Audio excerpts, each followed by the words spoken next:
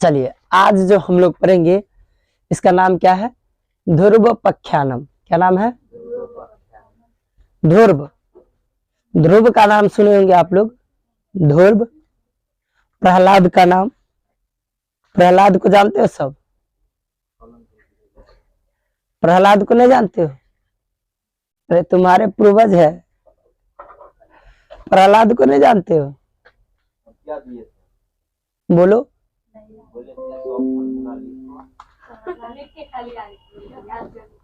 प्रहलाद को कौन नहीं जानता है? सभी जानता है, जो भी धर्मों में आस्था है, जो भी हिंदू धर्म के लोग हैं वो ध्रुव को भी सभी जानता है। आज जो हम लोग ध्रुवोपाख्यानम पढ़ेंगे इसमें ध्रुव के बारे में पढ़ेंगे। किसके बारे में? ध्रुव के बारे में।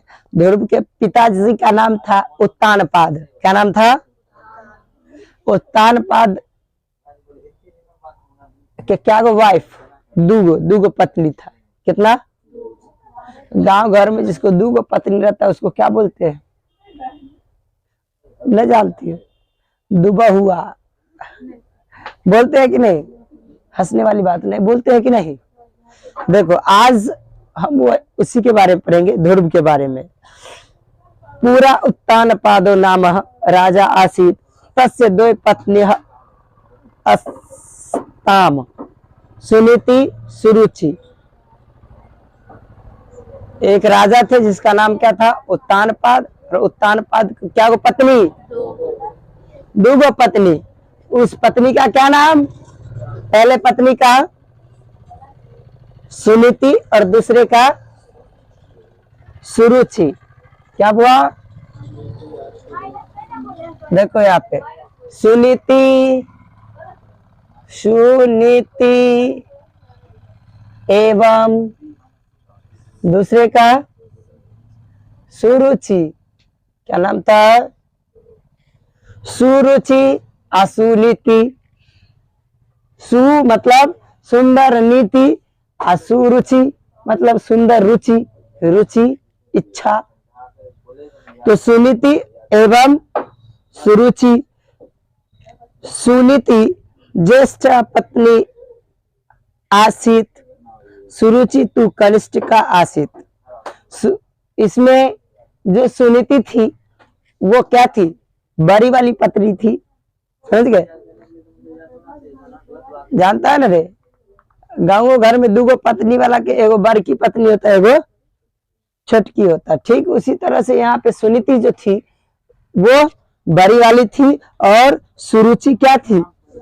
छोटी वाली। आगे सुरुचि पृथु अति प्रियासित। अब देखिए सुरुचि जो थी, सुरुचि वो देखने में थोड़ा सा क्या थी? सुंदर थी। तो जानते हो कि जो आदमी तनी देखने में स्मार्ट होता है, सुंदर होता है, उस पर अट्रैक्शन ज्यादा रहता है लोगों का। समझ गए कहने का मतलब क्या?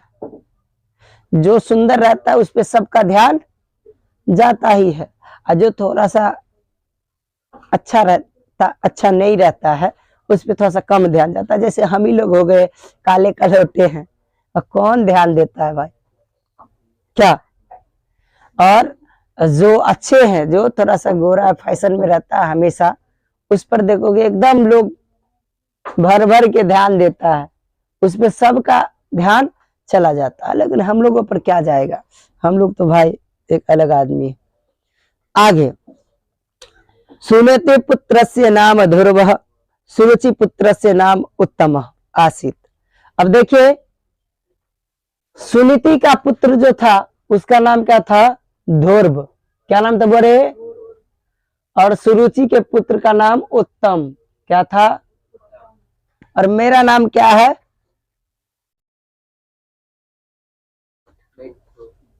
उत्तर।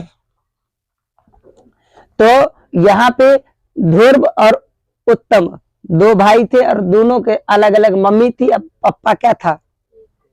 एक के वो था। क्या था? पिताजी एगो, मम्मी दूगो। समझ गए? अब देखिए पिता एक और माता जी दो। हाँ, कहाँ थे अब? तयो सुरुचो पुत्र उत्तम नृपस्य प्रियतर आसीत। और ये जो सुरुचि का पुत्र उत्तम था वो राजा को बहुत क्या था, प्रिय था। राजा क्या उस उत्तम से बहुत प्रेम करते थे। एक बार क्या हुआ, एकदा राज्ञः उत्तान पादस्य क्रोडे उत्तमा आसीन आसीत। उत्तमा दृष्ट ध्रुव्यस्य इच्छा पितु अंगम आरूढ़ शयत। और जब देखा कि भाई हमार जो उत्तम भाई है वो पप्पा के गोदी में हमेशा रहता, लार प्यार होता, चलो हम भी जाते हैं। क्या क्या हम भी जाते हैं। तो ध्रुव भी क्या किया, अपने पिता के गोद में जाकर के बैठा। उसी समय सुरुचि आई और कही उसको पिता के गोद से हटा दी, उतार दी, यानी जो भी कहो उतार दिया। किंतु तत्र स्थिता विमाता सुरुचित न्यायवत अवत च कुमारः त्वं पितु अंक मारोग्य योग्यम नासी यतो त्वं गम पुत्र नासी मम पुत्र एव अस्य।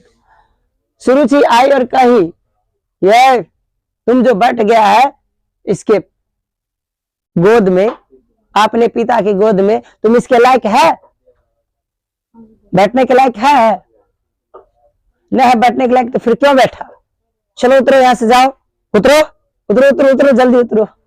ऐसे करके उसको क्या किया, उतार दिया ध्रुव को। अब ध्रुव रोते हुए अपने माँ के पास जाता है। विमाता आन धृतः ध्रुवः दुखितः अभवत् असौ स्वमातु सुनीते समीपः आगच्छः त्वं दुखितः दृष्ट्वा सुनीति दुःखस्य कारणम् अपृच्छत्। ध्रुवः सर्व वृत्तानाम् अकथयत्।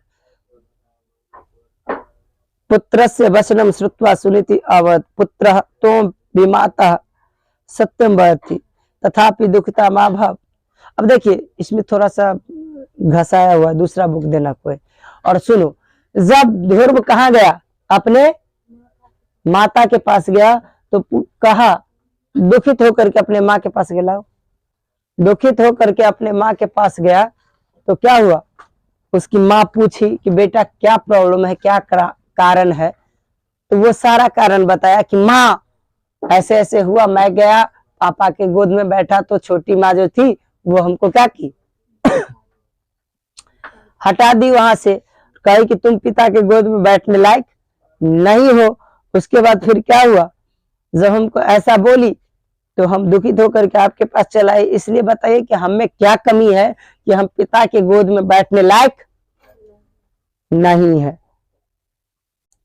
आगे उसकी माँ कहती है, तब भी माता सत्यवती कहती है कि तुम्हारी माँ जो थी छोटी माँ वो सही कहती है कि तुम पिता के गोद में बैठने लायक नहीं हो। तथापि दुखता माँ भवत तपसा पितुरंकः लब्ध्वा वनं गच्छतु भक्त वत्सलम भगवन्तः सेव्यम इति अम्ल भक्त वत्सलम भगवन्तः सेव्यम अभिष्टः च प्राप्स्यामि इति मात्र प्रणामि च पंचवर्षीय बालकः ध्रुव तपोवन आगस। देखो जब उसकी माँ ने समझाया कि बेटा अरे इस सांसारिक पिता की बात क्या कर रहे हो तुमको अगर गोद में ही बैठना है तो उस परम पिता परमेश्वर के गोद में बैठो, जिसका बालक तुम्हारे पिता भी हैं।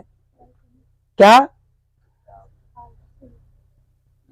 जिसका बालक क्या है, तुम्हारे पिताजी भी हैं। तो उन परमात्मा के गोद में बैठने का कोशिश करो और जाओ तप करो।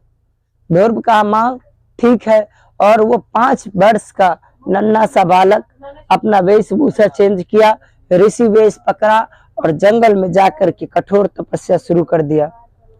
मार्ग में जब जा रहा था तपोवन, तो रास्ते में मार्गे देव ऋषि नारद तम अपृच्छत वत्सम त्वं कुत्र किम गस्ति। ध्रुवो अवदत् भगवन् तपसा भगवत वनम गच्छामि अहम ऐश्वर्य राज्य सुखम न अभिष्टम। जब जा रहा था तो रास्ता में देव ऋषि नारद मिले और नारद पूछा कि पुत्र क्या तुम्हारे मन में क्या है, क्या करना चाहते हो। तो नारद को बोलते हैं ध्रुव कि नारद जी, मैं तपस्या करने जा रहा हूं, मुझे राज्य और इस सुख वैभव में कोई इंटरेस्ट नहीं है, हम तपस्या करना चाहते हैं। क्या करना चाहते हैं? तपस्या। तो नारद जी उसको बताते हैं कि बाबू इस उम्र में तुम तपस्या करोगे? बोले हाँ ठीक है। और नारद जी उस बालक का गुरु बन जाते हैं। किसका? ध्रुव का। ध्रुव का गुरु कौन बन जाते हैं? नारद जी। वो आ रहा है इसलिए थोड़ा सा दिक्कत हो रहा है। नारद जी ध्रुव को बताते हैं कि बाबू तुम्हारा जो ये जो मंत्र है, भगवान को प्रसन्न करने का मंत्र है, वो मंत्र बताते हैं और कहते हैं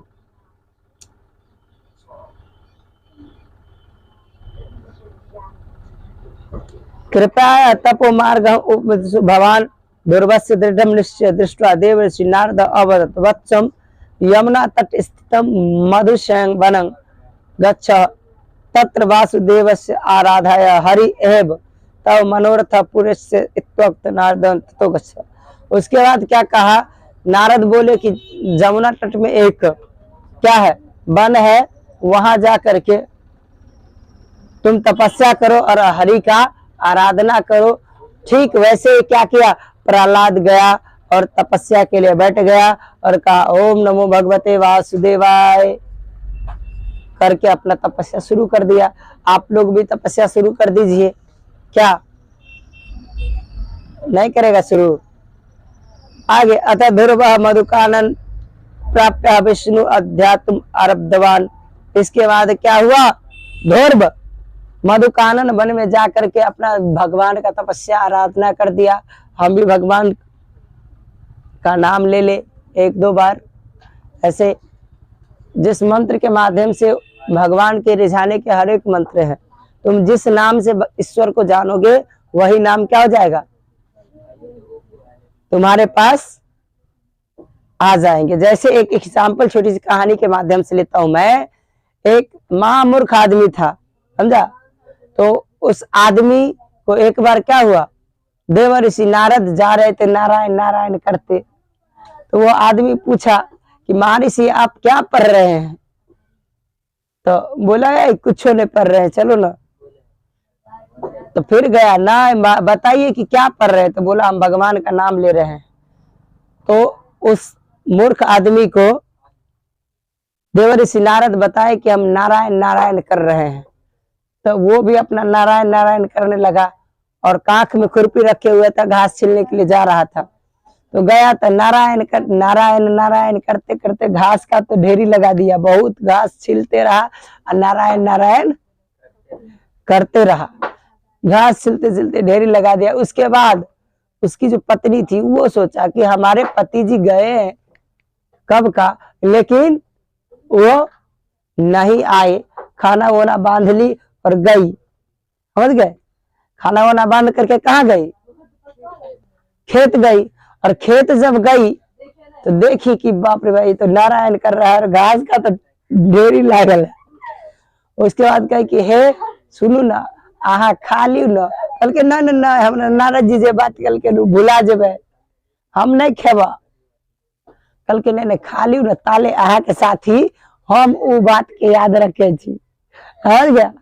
तो उसका जो पति था वो खाना खाने लगा और वो क्या की? नारायण नारायण नारायण अपना करने लगी। उसके बाद थोड़ा देर जब उसका पति खाना शुरू किया तो ये जो पत्नी थी वो कही कि नहीं सुनते हैं, आय ना तेल नहीं है घर में, हमारा आईना नहीं है, कंघी नहीं है, सिंदूर नहीं है। ये सब बात में वो नाम क्या किया? भुला दिया। अब वो बेचारा को ख्याल हुआ तो बोला कि जो हम जो तुमको दिए थे सो हमको लाओ। समझ गए? बोली कि हम जो तुमको दिए थे वो लाओ। वो बोला मूर्खा, तो बोली कि ना हम तो भुला गए। अच्छा भुला गई, रोक तोरा भुलवा दे छियो। पहले के जमाना में रहरी हुआ करता था, बगल में रहरी था, रहरी का डंटा काटा और उसके बाद क्या किया? उस डंटा को लेकर के, और जो ही उसको मारना शुरू किया तो क्या हुआ, मारना जब शुरू किया ना तो फिर क्या हुआ, जो ही अति बैठाना शुरू किया रहरी का डंटा, उसको वो कहे हाँ याद आ गया, याद आ गया। अब वो नारायण के जगह पर उसको ऐना कंगी याद आ गया, तो मंत्र क्या बनाया, ऐने ऐने ऐने ऐने, समझ गए, मंत्र क्या बनाया, ऐने ऐने, समझ गया, कहा कि यही आप हमको दिए थे, ऐने ऐने, समझी। वो मूर्खा अपना अब फिर घास छिलना शुरू किया और ऐने ऐने जपना शुरू कर दिया। अब उस घास भी छिलता, ऐने ऐने करता, तो भगवान विष्णु माता लक्ष्मी आकाश मार्ग से जा रहे थे कहीं घूमने के लिए, तो माता लक्ष्मी कहती है कि ये क्या कर रहे हैं आप, तो उसको तो याद था कि एक बार कन्या आई तो भुला गए, तो वो मूर्खा कहता तोरे भतार के तो नाम ले छिए, ऐने ऐने करता था। तो फिर से माता लक्ष्मी आई, बोली कि क्या पढ़ रहे हैं आप, तो मूर्खा कहता अहे के भतार के तो नाम ले छिए हम। तब जब ऐसा बात सुनी तो भगवान विष्णु कहे देखो लक्ष्मी, हम जो भी काम करते हैं या भक्त हमको जिस भी भाव से बुलाता है उस भाव में हम चले जाते हैं, और उसके बाद उस मूर्खा को भगवान लेकर के कहाँ चल गए, बैकुंठ। तो ये जो छोटी सी कहानी थी, इसके माध्यम से हम ये जानने का कोशिश की कि भक्त किसी भी नाम से भगवान को पुकारते हैं, भगवान कभी रणछोड़ भी बन जाते हैं, कभी माखन चोर भी बन जाते हैं, और कभी